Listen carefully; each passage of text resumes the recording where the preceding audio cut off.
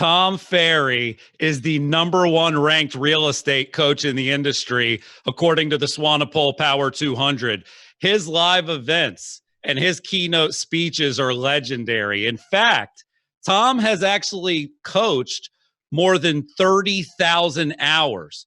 He has over 30,000 hours worth of coaching and experience. Now, his goal is to help people have a prosperous business that grows, but he also wants to help people maintain their personal lives, which is definitely apparent if you follow Tom online. Now, for me personally, from my perspective, I have not seen a coach in the industry in the modern era evolve better than Tom Ferry. He has a new school mindset. He comes from contribution. He gives generously. Like, you do not have to buy his coaching to get value from his brand, which I appreciate. Now, today he's going to be talking about tips, techniques, tactics to grow your business. I'm going to cover 4 things with Tom today. I'm going to get his business advice. I'm going to ask him about some tweets he sent recently. I'm also going to ask him some personal questions, and then we're going to get a sneak peek at the Success Summit, which is coming up in August, 2 days after I turn 40 on August 11th. Tom Ferry, Success Summit, August 13th. The Water Cooler is a show about marketing, sales, and technology. Every episode's about giving you advice that works. My name is Chris Smith. I'm the host today. I'm the best-selling author of The Conversion Code, and I'm the co-founder of Curaytor, where we help our clients put their customers first through marketing that matters. Now, before I bring on Tom, we have one other huge thing happening today. We are giving away during this interview either a MacBook Air, an iPhone XS, or a Galaxy S10. We have been doing a contest for the last month about subscribing to the audio feed. Lots of people watch live, lots more people listen after, and we are going to give away an iPhone XS, a Galaxy S10, or a MacBook Air, and we're doing it before the end of this interview. So if you want to enter to win, go to curaytor.com/audio. There's a lot of ways to enter. It's quick, it's easy. Help us spread the word about the audio feed. But without further ado, the first part of this interview, Tom, is going to be about getting your advice, okay? You make a living giving your advice. Now, I have a question that's a little tougher to answer. We've been struggling with it because we coach people too. Coaches are always saying to pound the phones. They're telling us to go after expireds, go after FSBOs. They're recommending things like Mojo dialers. But in my world, Tom, suspected spam shows up when people call now. And It says telemarketer alert. And the GDPR made me put like a tramp stamp on my website saying I'm tracking people. Even more recently, Keller Williams just got sued for cold calling expires. Facebook got sued by HUD. So my first question is simple. How is your advice going to change as a coach based on all these huge changes where it looks like consumers are going to win?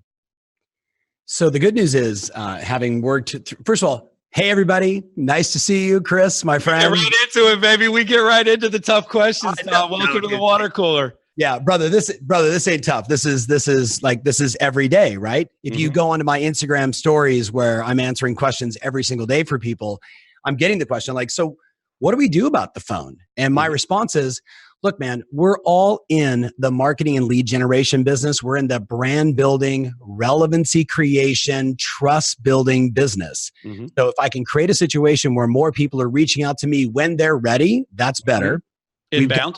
Double opt-in world, right? We can't just be like, it was interesting. I remember when when the Keller Williams, lawsuit came out, and there's been others where people are using robo dialing, and unless you're a U.S. congressman, you can no longer seem to do that stuff anymore, right? You can still call expired listings. You can still call for sale banners. You just can't run them through one of those multi-dialer systems. Same page? Yeah, I feel like every time I open up the news feed lately, somebody's getting in trouble for cold calling, or somebody's getting in trouble for outbound prospecting. What I think I heard you say is the marketing that's going to be the most effective based on this change is going to be the marketing that lines people up at your door, not the marketing that goes and knocks on doors. 1000%. And just to be clear, we have 37 different lead generation strategies, different let me be clear. We have 37 different referral campaigns. I've got 33 different listing attraction campaigns covering, notice of defaults, non-owner occupieds, for sale by owners, past clients, centers of influence. I mean, you name it, right? So we're into that whole world as you are. When it comes to the phone, I want to be very clear. Like, I'm not a proponent of cold calling per se. I am a bigger fan of what we refer to as 5 to Thrive, which is first and foremost your past clients, your centers of influence, direct transactions with them, repeat and referral business, generating their referrals. And that's a major push for us and always has been. Secondarily would be geographic farming, where you're becoming, through frequency of good marketing, through relevancy of bringing value, and not just a just listed, just sold card, but there's 4 or 5 key pieces that really move the needle in a geographic farm where you become essentially the agent of trust. That's the second one. The third one for us is open houses. And our clients, I mean, Chris, when you spoke at the summit, what now feels like 100 years ago, and I know it wasn't that long ago, we were talking then about mega open houses or wide open houses. How do we get more people that are neighbors and or people that are on my customer list or my prospect list to show up and see me in action, right? And so we know that crushes. Then, of course, the arbitrage of, acquiring leads, right? Top of the funnel, Facebook, middle of the funnel, Google, bottom of the funnel, Zillow, Realtor, Trulia, et cetera, or direct referral sites. And there's like 100 of those now where agents can sign up and, directly go into the vein, if you will, and have some commission dollars come out. And then the last one is your social media marketing. So 5 to Thrive is our focus. Cold calling would be at the bottom of the list. And expireds are on there for some, but not for all. It's back to my point. You are adapting and evolving, and I figured your advice would change. I think, brother, okay, but I want to be clear. Adapting from what? Dude, I've been talking about that for the last decade. No, I get it, but I still see hit the phones. I still see, you know what I'm saying? And I think a lot of people are hearing it through the boiler room lens, not through the inbound marketing lens. So I agree. I think the best companies do inbound marketing and branding, and they focus on the people that already know them and like them, but they take an outbound mindset to the phone. Because, I mean, listen, man, I wrote the conversion code. I got a whole book about calling people 6 times, calling people, arcing them, ARPing them, closing them. So I'm looking at this stuff just like you guys probably are, going, we need to adapt. And we need to just take into account what's really happening in the world, but not overcorrect. You know what you said that really stuck out to me there?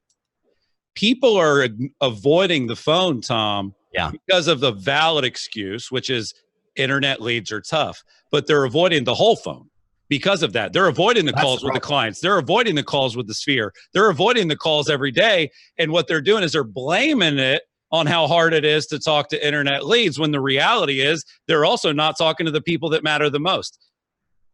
It's true.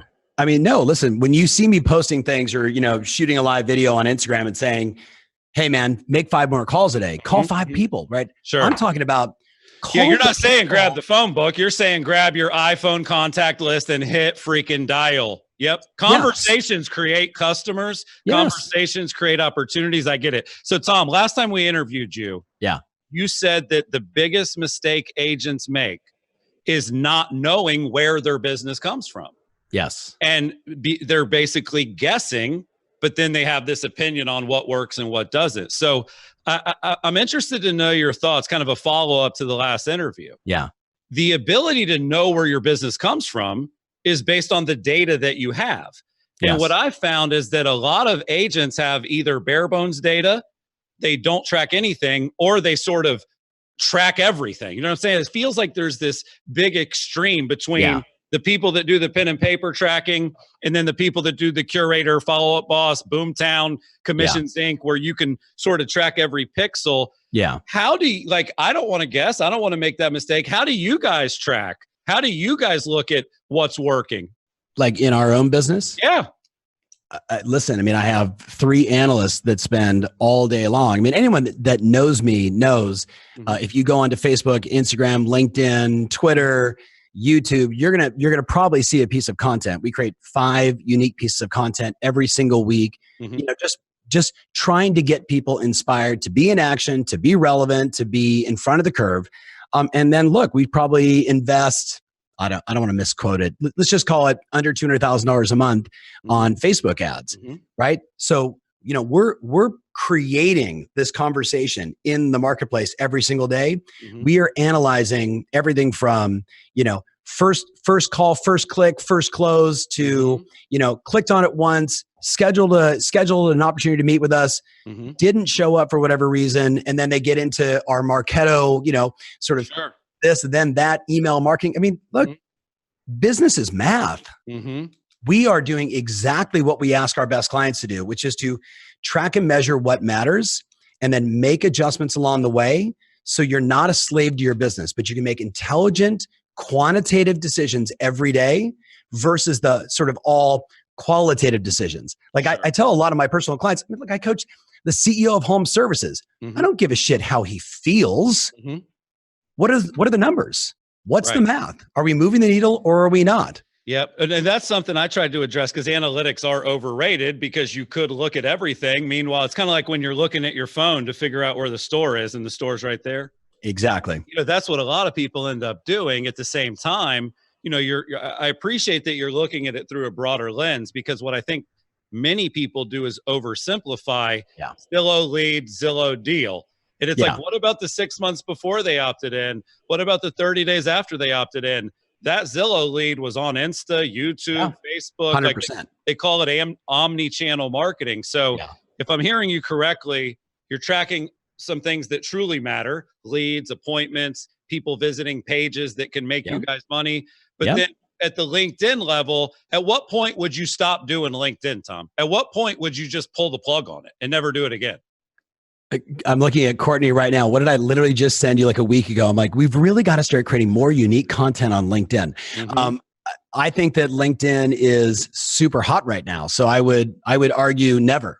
Yeah. I mean, you and I are both cut from a similar cloth in that, we've heard all the sort of cliche phrases from, back in the day, it was email marketing. And look, I used to fax people to get the word out, right? Like I truly don't care. Gary V would say, it's a pen and a piece of paper. It's just a tool. I'm not really attached to the tools, but at this point, the maturity of the market, of the tools that we have available, now it is about being better than everybody else. Sure. Positioning which yourself. Being able to truly do it right. Like you just said, you guys are everywhere. You got a girl on your team you just pointed to. Meanwhile, you still want to do it better. So that's sort of our litmus is, can we do it well? Well, think about it for consistently. Yeah. Not just can we do it, right? You got to go back. I mean, think about it like what does Curaytor do? Right? It's the same thing that we talk about as business coaches, like helping our clients with their business.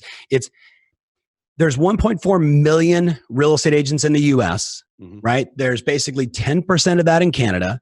There is an ungodly number in Europe. And by the way, Europe is a much greater opportunity than even the US. There's 700 million people there, right? I mean, there's opportunity around the world. In the case of like the better markets in the US, it is about how do I outposition? How do I outmarket? How do I speak to my customers in a way? Because remember, you and I both know there's a $16 billion ad spend happening every single day by a bunch of very quantitative, very smart marketeers trying to figure out how to get everybody's past clients and centers of influence to go to somebody else's site so they can arb them, right? So we have to be better. You can't just do a just listed card. You can't just send a just sold card. You can't just do an open house. You can't just only shoot a video on your phone. Now you've got to be more produced, focused on SEO, focused on reach. You got to do things like this. How can I get in front of Chris's clients, right? As a local podcaster in my town and bring value as a real estate professional. You say omni-channel, I'm like multi-source, it's the same thing. Sure. You've got to do everything better. And I think, look, that's always why I've respected you and Jimmy. That's always why I've been a fan of you guys, because you guys are committed to the same thing. Thanks, man. Well, what's funny? Seth Godin says it's never been easier to get or lose attention. And when that's the case, quality really matters.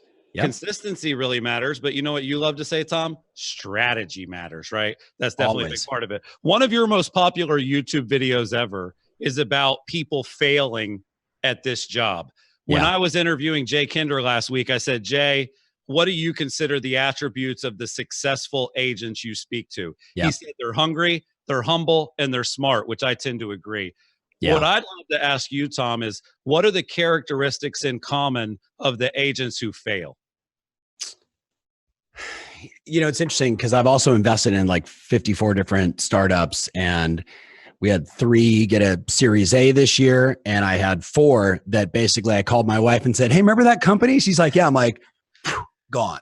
Yeah. Right. That she's like, "The investment's gone." I'm like, "Baby, it's gone." Right. It's a numbers game. Mm-hmm. If you look at basically why most businesses fail, it's the same reason of how you build any successful business. Number one is you have to attract a repeatable and scalable, steady flow of customers, right? So why do most people fail? They don't have a repeatable and scalable, steady flow of lead generation, number one. If I went above that to the psychology of why people fail, the reality is, look, man, there's 27 million businesses in the US. And I know there's maybe people watching and listening to this from all over the world, but just a US stat, 27 million businesses. Only 4% of them do more than $1 million a year in revenue. Wrap your head around that. Only 4% do $1 million a year in revenue. Now, it doesn't mean that, Dan, the dry cleaner, or, Susie, who I know who sells flowers, or Jenny Cooper is a buddy of mine who sells flowers. Some of them, it's a hobby. It's a lifestyle business. I don't make them wrong. So I think a lot of the reason why maybe in the eyes of consumers or in the eyes of perhaps people like you and I, we would say they're failing is because, they're nowhere near their potential. But it's okay. Yeah. Jenny Cooper's happy generating, $80,000 a year and doing flowers because she loves it, right? And Dan, the dry cleaner, like he got the business from his parents. He smokes weed every night and he hangs out and he makes like $125 a year. And like, it's okay. So psychology is number one. Number two is obviously repeatable and scalable marketing lead generation. Number three is, at the end of the day, business is about systems and automation. And if you don't have systems and automation, this business or any other business will eat up all of your life. Yep. Look at the divorce rate in real estate. And look at the divorce rate in the US, right? 50%, 60% in California, 72%, by the way, in my hometown. Like, it's bananas, right? Lots of entrepreneurs couldn't figure it out. So the business gets all of their attention and nothing else in their life does. And that's always systemic from, do I use software? Do I understand how to control the way the mechanics of the business are? Am I a solo entrepreneur trying to do everything on my own? Or would I rather give up a few shekels and have everybody else help? So I think, those 3, right, are really sort of the genesis of it. Sure. Look, the fourth one, if I really dug deep and thought about, I'm actually at like 35,000 hours of coaching right now, which is just bananas. Sorry, we'll update that. I truly believe, and I say this, I hope everybody gets it. Let me ask you a different question. If I'm on the phone with you and I'm a new agent, we're talking, how are you going to know that I'm not going to make it? So I don't look at it from that standpoint. I believe that everybody has it inside them, and it's my obligation, responsibility, even in a Instagram, Q&A session, to be able to give that person the benefit of the doubt. If you took the time to ask me the question, my assumption is you want something, I want to help.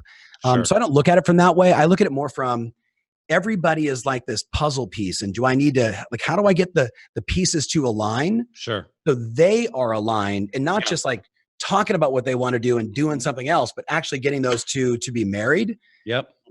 That usually comes down to, at the end of the day, like, what really matters to them in their heart of hearts.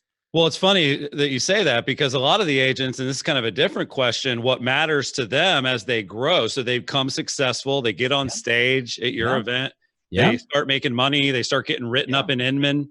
And then all of a sudden, Tom, they're like traveling the country, becoming friends with tech companies. They're like basically like a conference junkie, and their business actually suffers. So here's a question that we have at Curaytor. I'm sure you have too.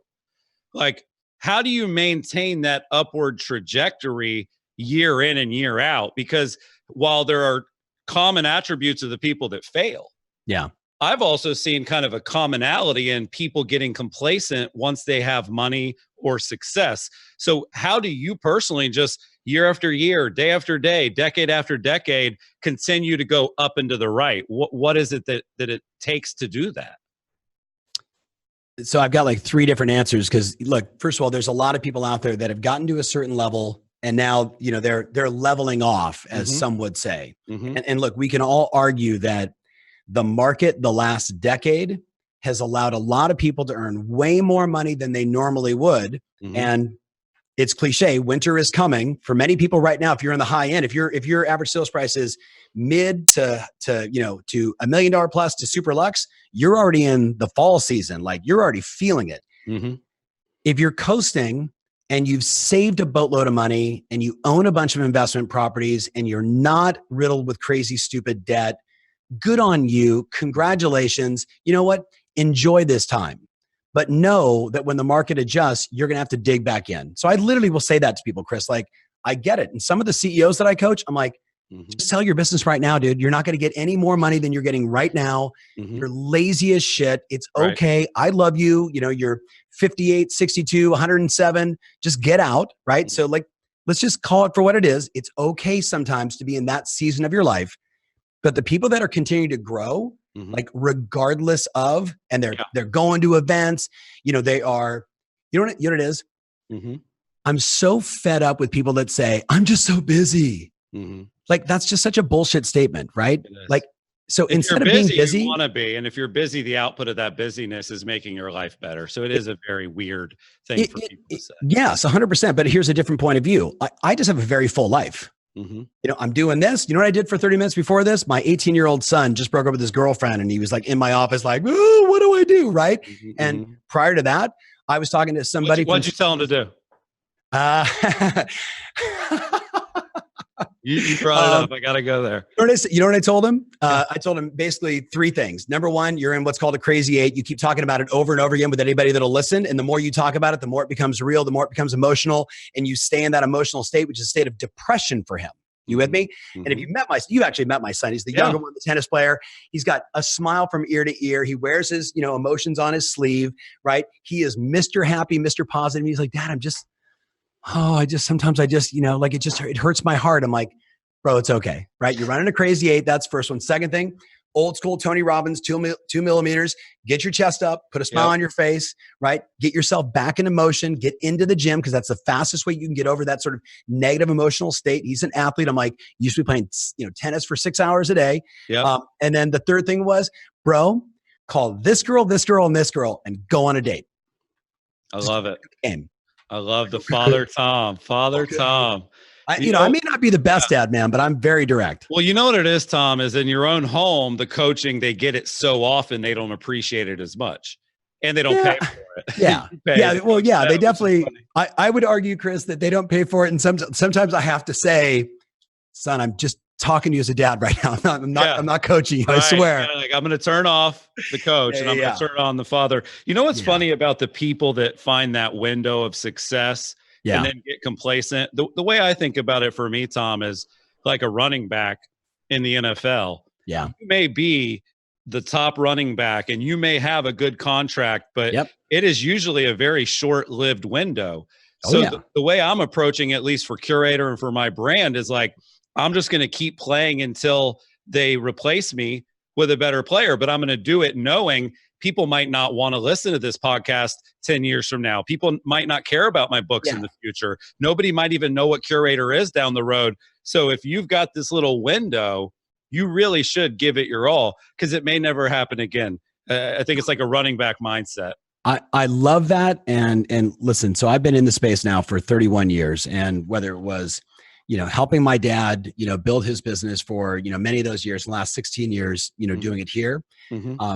I will tell you that we can look back analytically over the 16 years and see about every 12 to 18 months, a significant innovation that continues to push us forward. Right now, as a superior marketer, you're either testing all the time, or things get dry, things get stale. You kind of lose your touch and feel in the marketplace. Sure. So I believe, going back to your question about what is it that causes some of these, like Jay Kinder, who I've respected and known forever. And by the way, you gave a shout out to one of my closest friends and one of my mentors, Jay Abraham, in that. So Jay and I talk 3 times a week. I mean, he's a dear friend. Yeah. If you look at someone like Jay or Tony Robbins or you or myself or Jay Kinder or Jill Biggs or Tim Smith or some of these just rock star agents, what they continually do is it's all about innovation and marketing. Like that's it. Like it's old school. It's Peter Drucker 101. If you're not innovating, if you're not reinventing yourself, your brand, your image, your message, your story, your website, your campaigns, you're not doing that stuff every 12 to 18 months, you're becoming less relevant to the marketplace. Sure. Right? Like it just is what it is. And you see these agents that they go like crazy. They're growing, they're building, they're growing, they're building, and then they stop. And then they just rely on their database and this sort of built-in old level of trust. Well, the challenge is with a $16 billion marketing spend by people that are way more sophisticated, they're picking away at those agents' businesses. Yep. But the ones that are innovating, trying new stuff, testing new ideas. Hey, failing forward, by the way, a lot of times you're failing forward. That's the only way you get smart. Exactly. My old boss, Brad Inman, said that half the stuff you'll learn works and half the stuff you'll learn doesn't. But if you don't do it all, you'll never figure out which half is which. I want to be clear. If I could have 50% of the stuff I try win, I think my business would be 4 times the size. Yeah, I think it's 100%. Anybody that's batting 50% is a Hall of Famer. Anybody that's shooting 50% is a Hall of Famer. Now, let me ask you a question, Tom, and then we're going to get into some of the we got the tweets with Tom. I know you're looking forward to that. I'm going to have to go on Twitter and see what I posted. Well, these are not from your high school days when you said things that you'd be embarrassed of. We will not keep your kid out of college. Recently, I don't know if you saw, kid got denied from Harvard, due to some tweets he had done in high school. But on the idea and kind of picking up on the idea of motion creates emotion, you got to reinvent yourself. The best agents like Tim Smith, you mentioned, are always staying ahead of the curve. I want you to pretend I'm one of your inner circle clients. Yeah. I'm one of your top paying members. I have been for a long time. I go to all your conferences and I love you. Yeah. But I only have time to do one of the following 5 things. And I want you to give me your advice on which one I should do. They're all kind of new and cool is why I piggyback the other question. Good. Should I 1, start a personal brand video blog? Okay. Should I 2, do an audio podcast? Should I 3, do a Facebook Live weekly? Should I 4, do videos that are awesome for my listings? Or should I 5, go all in on Instagram and stories? And the reason I'm asking it this way, Tom, is don't have bandwidth. Like they can't do all those things. Pick one for me. Brand video for your blog. Okay. Personal brand vlog is your choice. Okay. Do you want to know why? Yeah. Because I can rip it into an audio for podcast. Okay. I can hack Facebook and make it look like and be live. You with me? So those 2 are checked. Videos for listings. I would argue that just has to be done. You with me? So that's like I don't even take that on my pictures. Got to be there. You go into your next listing presentation and say, look, I have to make a choice on my time. And one of them just doesn't include doing a video on your listing. That's nonsensical, right? It's 2019. That one's off the list. Instagram, you can crush through snippets of your brand video, right? Which then also becomes your podcast, etc. Into your Instagram stories as you see us do. Again, we create 5 pieces of content. Now, granted, I get it. You're also talking about the person with time constraints, budgets. Yep. Let me just remind everybody, there is, if you're in the United States or in Canada or in Mexico or anywhere in Europe, there are 8 bazillion college kids that are all looking for internships, lower cost paying jobs. They're looking to build up their resume. My son's going to Chapman College down the street. It's the #2 film school, only next to USC, right? You don't think I could go over there and post on a piece of paper with my phone number on a bunch of little rip-off things hey, looking for summer interns who can come in and create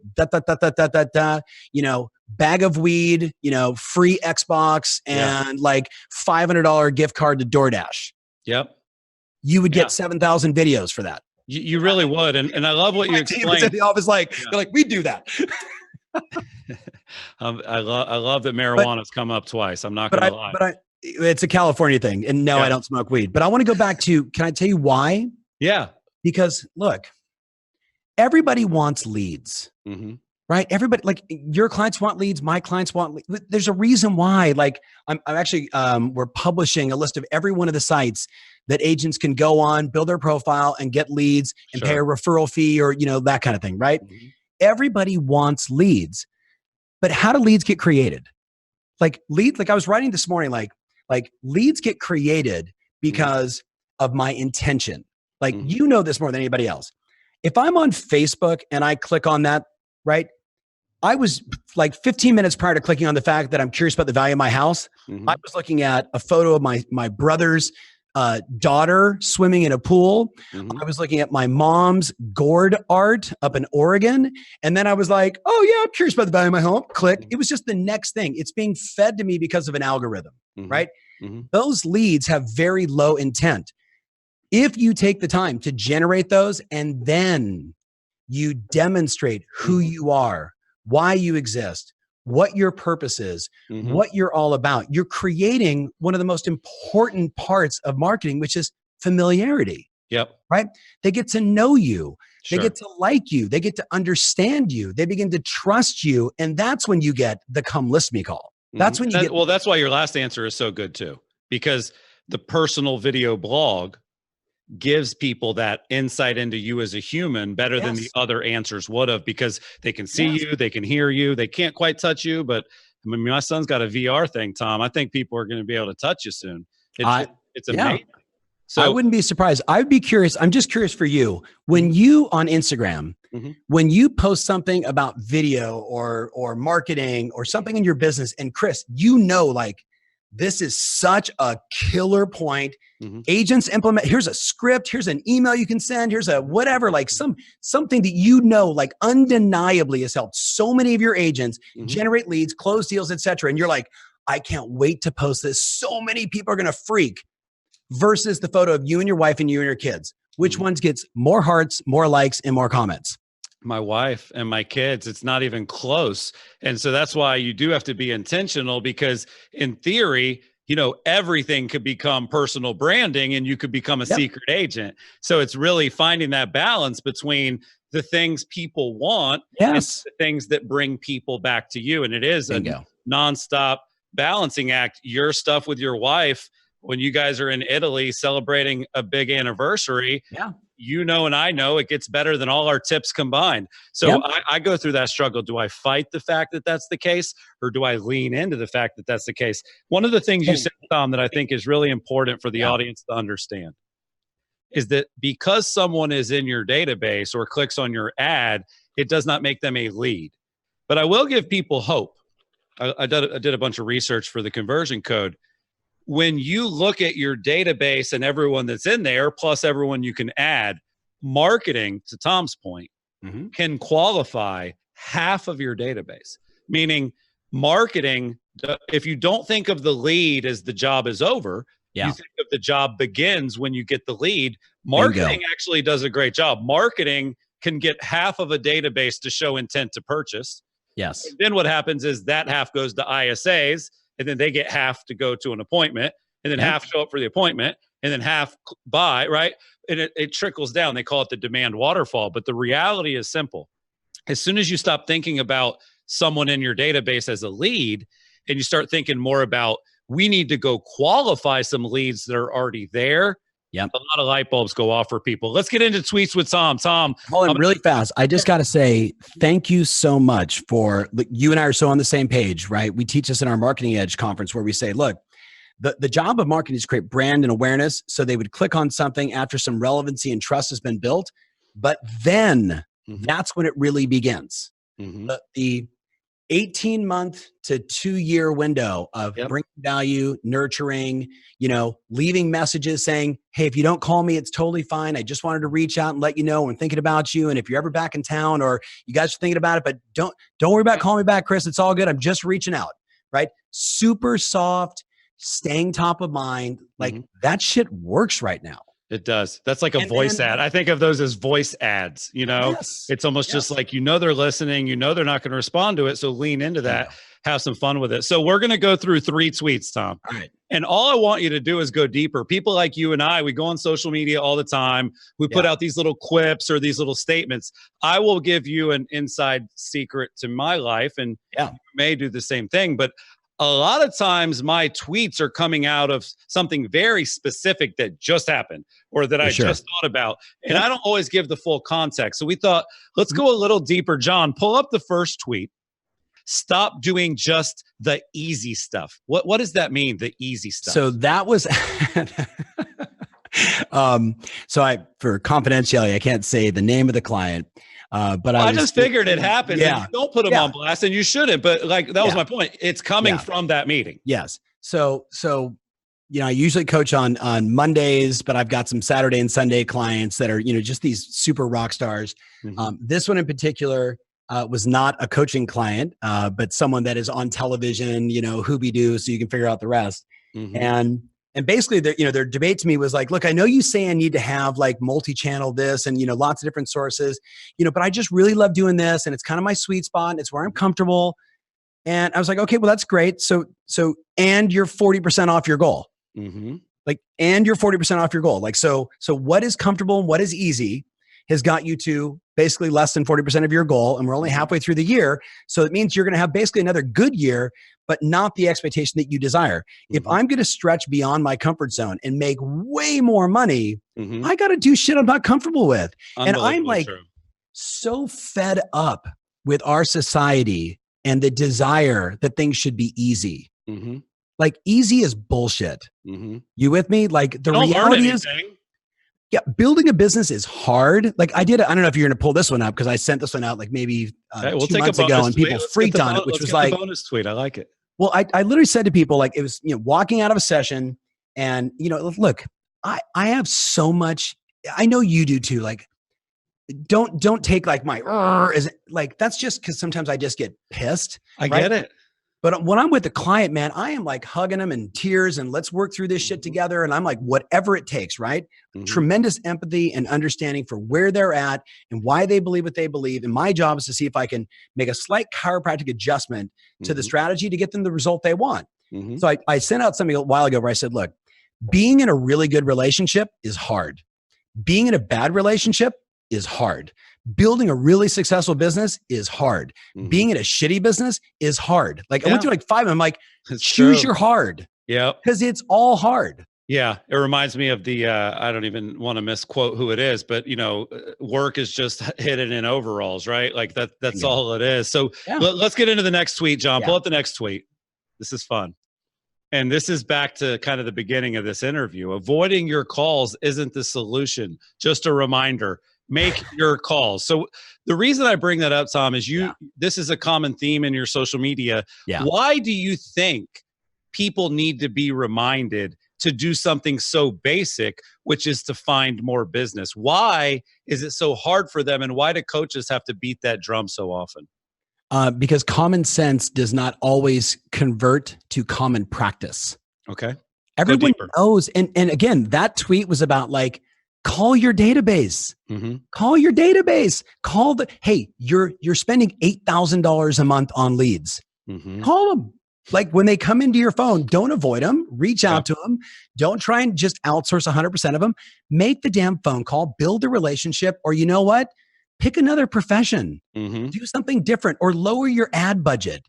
Do you know what I mean? Stop the demand of all this stuff coming in. So like, I just want to be clear. Like, why do people need to be reminded? Like you see the response on those tweets. You see when I do that stuff on Instagram or I'm on Facebook, people go bananas because you know what? Sometimes it's that old Newton's law, right? Body in motion tends to remain in motion until acted upon by an outside force. I have like 62 people right now that text me every day. They're not even like, some of them are not even coaching clients of ours. That I just created a connection with them. Like, Chris, how can I help? Man, I got to call like 6 people a day in my database. I'm like, man, here's my cell phone. Why don't you text me every day? And we have like this like code. It's like, 6/1 as in booked an appointment or 1 got a lead or, 1 had a signed contract. And doing that with people, every time you do it, you get a massive lift in their performance. So Yeah. it's a tweet, it's a reminder, it's encouragement. It Well, is it's also you're seeing across your unique perspective. for sure. It is a common thing people avoid Yes. that they think is pain that you know is pleasure. And Yeah. as soon as you like, I found even if I have to make a really tough call, forget prospecting or calling somebody I know, Sure. everything gets easier after you hit dial. Yep. And if you look at the science of sales and the companies that are call it $1 billion versus $1 million, they have marketing and sales, not just marketing or sales, which is what a lot of companies have. Tom, let me ask you a couple personal questions and then we'll let you go. Give it up in the chat, you guys. If you're enjoying the interview, hit the heart button, hit the like button, let Tom know. But there's a thing that Randy Zuckerberg wrote. She wrote an article called The Entrepreneur's Dilemma. Yeah. And it's one of these things where, you're a very positive guy. You seem to have a well-rounded life. But what she was explaining is that out of work, family, fitness, sleep, or friends, the entrepreneur, if that is one of the things that you choose, you only get 3. So for you, Tom, if you had to look at work, family, fitness, sleep, and friends, what are your 3? I think that's bullshit. You think you can have it all? Dude, I don't live. And look, I want to be clear. Like, this is not because I'll be honest. I don't have any friends. I'm going to be really honest with you, Tom. I have a great work, a great family. I take care of my fitness and I sleep real good. I don't have any friends. Yeah. So for me, it's 4 out of 5. So I agree. It doesn't have to be 3. Yeah. But I do think it's incredibly difficult to have all 5. Tell me I'm wrong. I'll be your friend, buddy. Chris, but that's the thing. I don't consider my work relationships the same as a friendship, but I agree. I have a lot of great work colleagues. Yes. Okay. So, I've had a lot of great mentors in my life. We mentioned one, Jay Abraham. Another one that, not many people would know is a guy named Bill Mitchell, married to the same woman for, 60 plus years, has a beautiful daughter, 1 granddaughter, a great grandson who's one of my dear friends. He was a guy. So on his 70th birthday, we went and played the golf club that he had opened, for his company, the Irvine Company. And I walked around and I'm trying to just, like, hey man, so, like I'm the youngest guy there. They're all, 65, 75, 85. And I'm shaking all their hands and they're like, well, we didn't know that Bill had another son. I'm like, no, I'm not a son. Like, I'm like, he's my mentor. He's been a guy that I've looked up to since I was 18. And they're like, oh, and I'm like, well, how about you? They're like, yeah, Bill helped me this way, that way. He got me into religion. He helped me in my marriage. He helped me with my business. Bill lived a very full life, physically fit, great golfer, multiple businesses, unbelievable relationship, tons of friends. And he would say, Tom, the problem is most people live in this world of like this or that. He's like, just replace or with and then put it in your schedule. Yep. So that's a good point. I could easily carve time out for hobbies more than I do. It's funny, Tom, 3 of my clients just text me and said, I'm your friend. See, I mean, and I'm just being really honest. I'm just trying to be transparent. I don't have a lot of hobbies or friendships outside of my career, family. I do sleep, I do work out. So I feel like maybe there's other people like me where, and that was one of my questions I wasn't even going to ask, but I'll ask it since it's kind of coming up. Should someone consider themselves successful if they sell a lot of homes, but they are very unhealthy? I think the only thing that you should predicate your success on is, are you happy? Right. And I will tell you, listen, so last Sunday I'm on the golf course with like 3 very good friends of mine. They're not clients. We don't do business together. We've invested in stuff together. One of them is retired and 51 and worth $1 bazillion. And he said to me, he's like, we're talking about life and kids and relationships and business and things we've done together and things we're going to do together in the future. And he's like, Ferry, your favorite hobby is talking about business. I'm like, it is, man. Like, it's like, so, I might swing hard that way, even with my friends, even with my family. My trainer this morning in the gym's busting my ass. And I'm like, dude, you need to get way more on Instagram. Like, you know what I mean? Like, that's just who I am. Yep. But I will say this. It's a great point, Tom, because the reality is that there are times when your passion is your profession. Yeah. And so you would rather be friends. Like Lisa Archer just texted me. Like I would rather be friends with her through the lens of a work relationship than I would be with some guy down the street that we go golf. And so that it's very fair to look at it that way. Sometimes you double dip. If your work is your passion, Yeah. And you never stop talking about your work because you really love it. Yeah. And that leads into some of your friendships. They definitely still count. Let me ask you a question, Tom. You are always positive. You are successful. You just said you're 5 for 5. What does keep you up at night? There has to be something that you're worried about, that you're concerned about. What keeps Tom Ferry up at night? I get asked that question a lot. And look, I am not a positive guy. I am a well-conditioned human being. There's a big difference. Positive shit wears off. You know what I mean? Like blow up the balloon and the air gets let out. I have conditioned myself. So it's funny, like if I go into Sleep Cycle right now and I look at that app, and if you guys don't use it, you should all check it out. I'm like, I don't even know, something like 1,600 days of track sleep. I would argue that I don't have a sleep problem. Okay. You with me? I used to sleep 4 hours a night. And then a buddy of mine who is a rather famous scientist studying cancer said, you're basically killing yourself. You need 7.5 to 8 hours of sleep. So I've converted my life to that. You with me? So I'm going to bed earlier. I get up at like 4:45 in the morning. I would argue the only thing that would possibly keep me up is like if my boys aren't home, if I'm out of communication with them, if something's going on with my family, like that might keep me up. Sure. But those buckets way more than work. Because once you've been around the block with your career, I'm not laying in bed at night going, "Oh my God, Realogy, Sue, and Compass. What's the word? What's the world coming?" Like I'm just there's no crying in business. That's what I tell my staff. No, actually, I would say too, like if I'm looking at like Rich or Courtney here, if something was happening with someone on my team. Sure. So like human problems are the problems that should keep you up, not business problems. Yeah. I mean, some angry seller that yells at you and says they're going to go tell all their friends that you sucked and no one in this town's ever going to work with you again. Like you probably get people complaining about your coaching or they want a refund. And dude, life not keeping you up. That is literally what you signed up for. Quite frankly. Yeah. I would say I want to go back to the original 5 thing. And I want to be clear. Like it doesn't mean, and I'm going to be very straight with you. Anyone who is successful, I promise you, will admit at times that they feel very lonely. Right? That is something that a lot of my friends and I discuss. Other CEOs, other business people that I talk to, because it is lonely when you are the number one agent in your office. You don't really relate to a lot of the other guys and gals that are selling homes in your area, which is oftentimes why they get on airplanes and travel around the world or go, be a part of these mastermind groups or, communities that guys like you and I would create, because they're looking for camaraderie. They're looking for that connection. So like I'm always on the quest to find more people like that we can speak openly and freely about the things that are happening in the world. And like, I'm a part of a bunch of mastermind groups like A360 with Peter Diamandis, or this group called Gen Next here in my, my town, where you're talking to these other people that are not at all in our space about common issues that we're all trying to move the world forward on. And I will argue that one of them is like that most of these people are longing for deeper, more personal connections beyond just their spouse. Sure. I agree with that. And it's funny because you mentioned your mentors. Yeah. I view you as a mentor.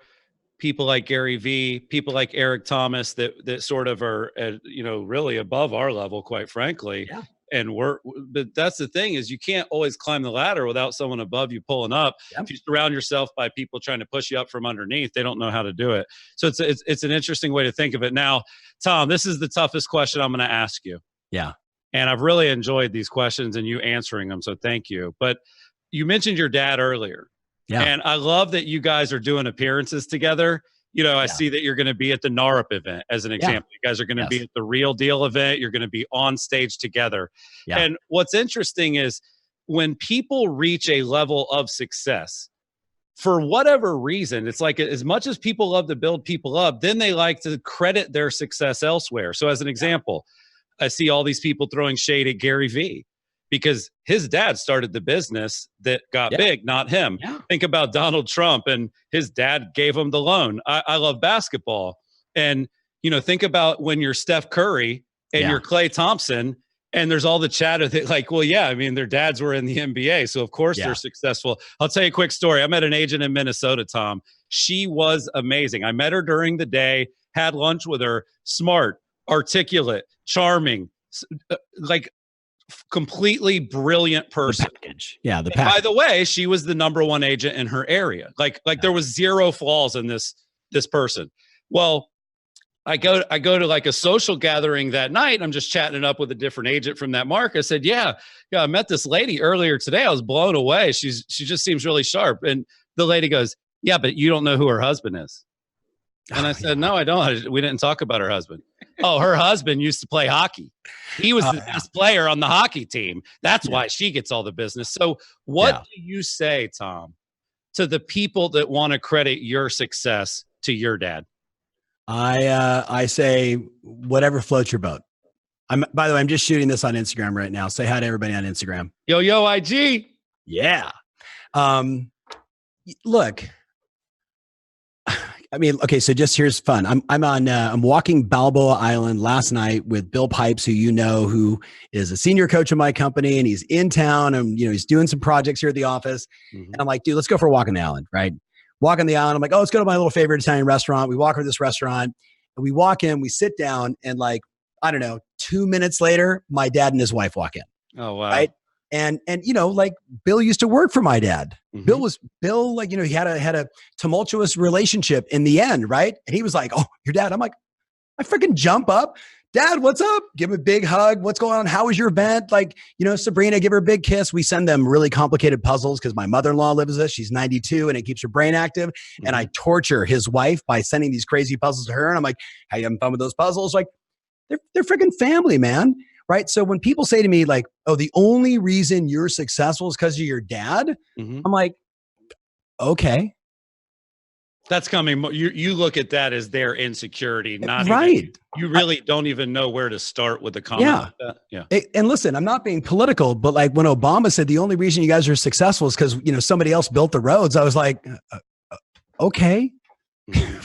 I just look at life is too short to buy into everybody else's bullshit. Right. And somebody will say, Ferry, your bullshit is not something I want to buy into. My response is, I don't care. Right. Like, find your tribe. And by the way, on the flip side, if you don't have some haters, you ain't doing shit. Right. So I'm going to have haters. I had somebody say to me, I had a client of mine. I'm on his podcast and he literally says, Byron Levine, right? I always screw up his last name, right? Great guy. And his co-host, oh God, she's gonna be so mad that I'm now spacing on her name. Super smart, great gal. Help me out, Rich. Anyway, it doesn't matter. She says, yeah, but sometimes when I watch Ferry, I just feel like he's just super polished. Like he's just too good at what he does. And I'm like, I'm getting shit on for working on my skills. Like, what does the world come to? Yeah, it's funny. You know what's funny, man? When I connected you to Inman to do the agent reboot, yes, and you had not really been doing a lot of Inman stuff at all. I don't think I ever told you this, but I was so pumped to have you there and the energy and the content. And like I mentioned earlier, your keynotes are amazing. Well, I went out and sat in the crowd. I was the MC, but I sat in the crowd because I wanted the full TF experience. Yeah. And you came out on level 11. You had the crowd fired up. And there was an older couple sitting in front of me, and the lady leans over to her husband. She goes, he's going to make us raise our hand the whole time. So it's like, and they're like, hey, say I, right? But yeah, like literally turn to your neighbor and say, you're hot, babe. The way I think about it is you can't let the opinions of people that don't matter to you impact your life with the people who do. And I appreciate you answering that because I'm sure people are often afraid to just ask it. And at the end of the day, like, I'll be really honest. I grew up with a dad that was a cop and a mom that lived in a trailer. Yeah. And I actually think that when you come from nothing and you don't have a father that has a business I actually think it's easier to make it from nothing, because when you're born with some advantages, it is like really like Steph Curry was going to be rich and semi-famous and successful almost if he never went to a gym. So for him to be in the gym first and him to be at the gym last, I actually think that's harder than it is for the kid from the streets that comes up, because he has to and Steph doesn't. So anyway, I've always admired, your ability to just put the blinders on and execute. So let me ask you one other question. We actually found a slide, Tom. Pull this up. We're going to wrap it up. But we found a couple, this is just meant to be funny, but we were on your dad's website and he's got Oh, a whole yeah. thing throwing shade at you, Mike Oh, versus yeah. Tom. Yeah, So yeah, then yeah. but look on the right, we Googled Mike's name. Yeah. And when we Googled his name, it said, "Did you mean Tom Ferry?" Hell yes. I love this. I love that you're Yes. co-opetition, even with your dad. If he wants to be in the space and you're in the space, let's do it. Do you think Marriott gives a shit what Hilton's like? You know, Right. like the CEO of Marriott doesn't call the CEO of Hilton and say, "This is really unfair." Yeah. You know what I mean? Yeah. So it's funny because that actually became like just, I hope so. My dad and I are doing Q&A at that event. It's a week from this Friday. We're both doing our talks and yada yada. Then we're going to do a Q&A. Yep. And I hope this gets brought up because we're on the golf course, right? And he's like, if you Google my name, you mean Tom Ferry. And I go, yeah. Isn't that rad? Yeah. And he's probably like, yeah, how the hell did you do it? I love it. Well, right. He was a little pissed. He was like, that's not fair because you're confusing people. I'm like, Dad, people like know that, I'm 48, you're Tom, 74. let me tell you what we did. Right? We took that concept and we searched Jimmy Mackin. Yeah. And it says, "Did you mean Chris Smith?" So we're just having some fun with it. I told Jimmy that's why his Instagram following's not growing because when people actually do search for him, I'm running an ad against it. But this is business. Yes. It's not show friend. It's show business. It's not show family. It's show business. And I think what I love about your attitude is you can battle during the day and you can drink wine at night, right? Yeah. So real quick, Tom, just to be clear, guys, on the strategy, if you actually went through all of my Facebook, Instagram, YouTube, etc. comments, guys, how many times does somebody say, "Oh my God, Mike, that was such a great point"? It happens. Right? So we just said this is a no-brainer. They think I'm Mike sometimes anyway. Like, who cares? I have been introduced on stage, paid a boatload of money to be there. They said Mike Ferry. Ladies and gentlemen, the number one coach from Swanepoel, blah, blah, blah, Mike Ferry. Sure. Yeah. Yeah, it's funny, man. And that's the thing is I love your humility with it because a lot of people, they would laugh at it, but it would eat them alive. And I think for you, you're genuinely laughing at it. Give me 30 seconds on this, Tom. 30-second answer here. I've been in the industry a decade. At Curaytor, what we have to do all day is tell people what makes us different and special. Yeah. As the real estate agent, you have to tell people what makes you different and special. If you were to just do a 30-second commercial for what makes your coaching different than Mike's or Brian's, what would your 30-second answer be? Super simple. You know how most people don't have enough high quality, great appointments? You know how that seems to predicate a lot of people's success or failure in our industry?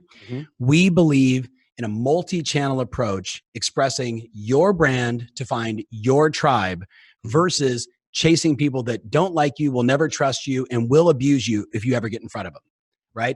The only way you can do that is cast a large enough net. Now, I actually really like Dermot Buffini, right? Like I've met Brian a few times, but like Dermot and I have had a lot of exchanges. And when he became the CEO, I actually texted him and said, "Dude, had I known, I would have hired you." He's a cool guy. Yep. And obviously I understand my dad's business because I wrote a lot of the content there for the last 5-6 years before I left, right? So I was understanding the Mike Ferry methodology and helping him express that.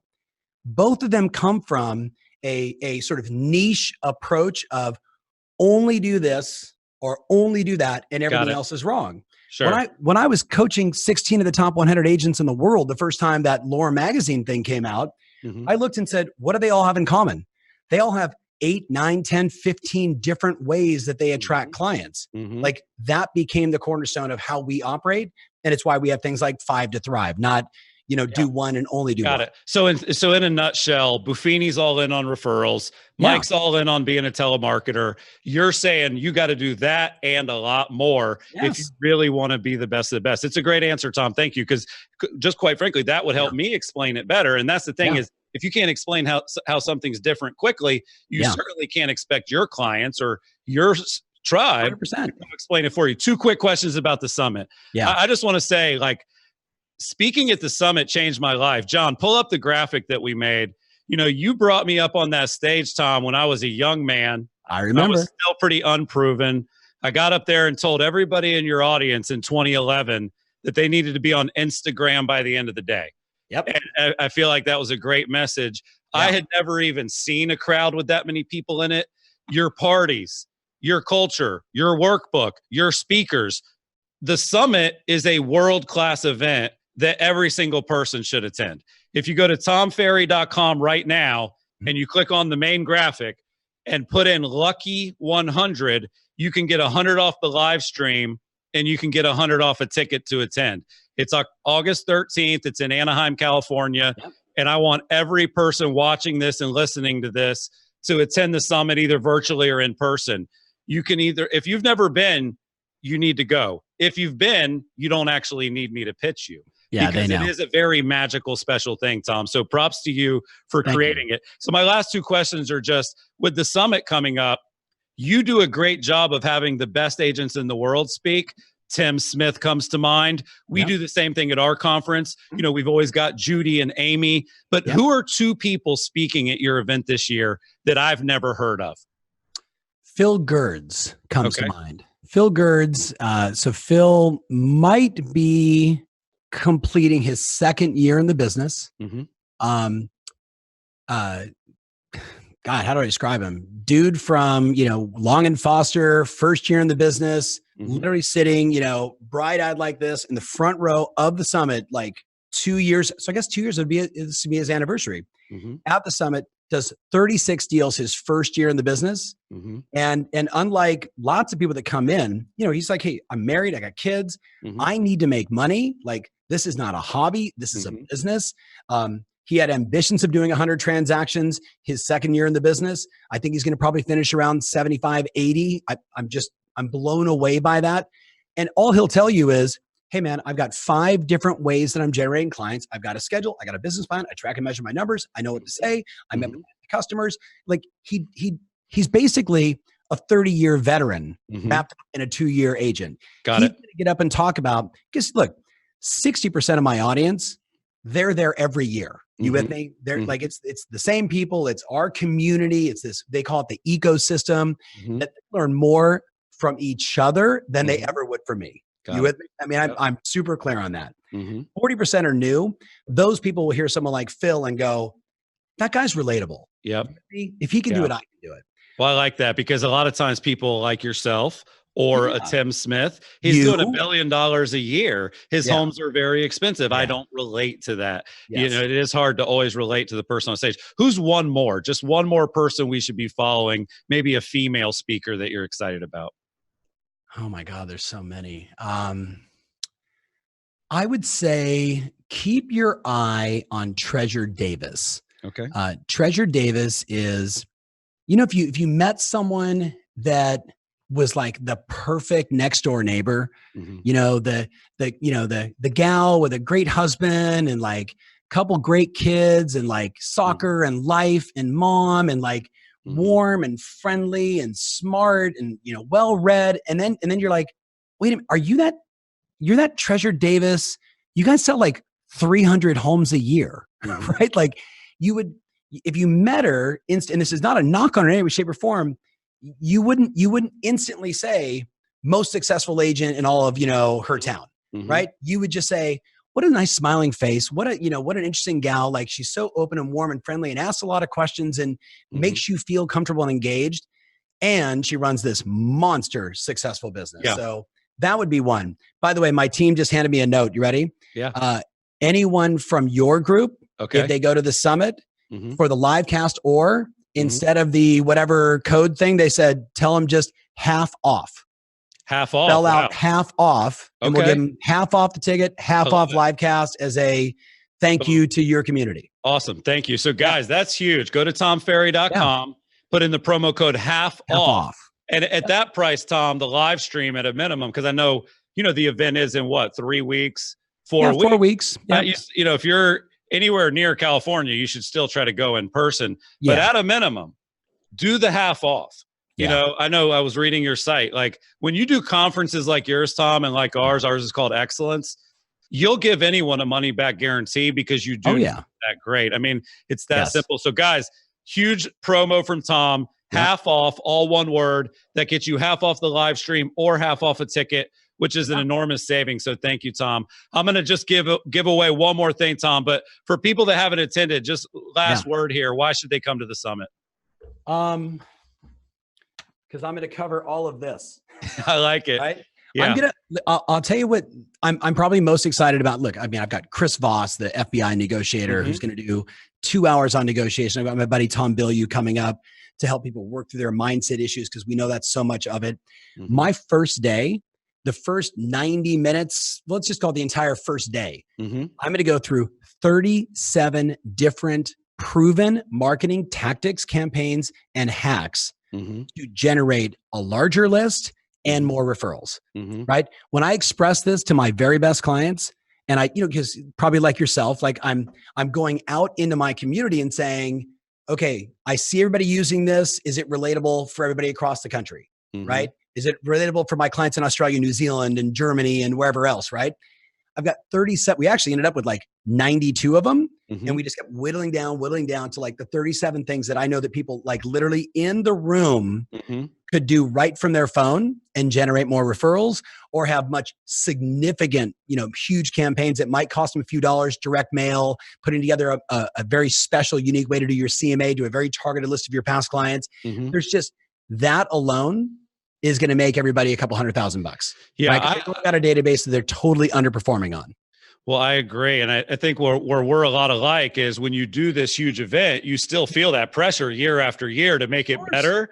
And then what I think I just heard you say is that at the lunch break of the first day, you will get your ROI, you will get your notes and actionable advice that you're coming for. And that's what we try to do. We try to front load the conference so that by lunch at the first day, there's that moment where it's like, man, I'm freaking glad I came. Bingo. I'm on level 11. Awesome. Well, Tom, last thing here, we're just going to give away the grand prize. This gentleman that won, it was a gentleman. He is getting a MacBook Air, Tom. This is a pretty darn good prize. His name is Joe Hatton from St. Augustine, Florida. Joe, congratulations. You won our audio contest. You're getting a MacBook Air for free. You guys can all go to iTunes or Spotify to subscribe. We'll have this interview up with Tom tomorrow. We also put our last interview with Tom up yesterday, because when you're a great coach, your advice, it has to evolve and change, like we said. But in my opinion, the best business advice has to be repeated, has to be relevant long-term. And that's what your advice is, Tom. So thanks for jumping on the water cooler. Thanks for being a great guest today. Yeah, appreciate it. Loved everybody out there. Wish you all an insanely great and healthy 2019. Thanks, Tom. Cheers, everyone.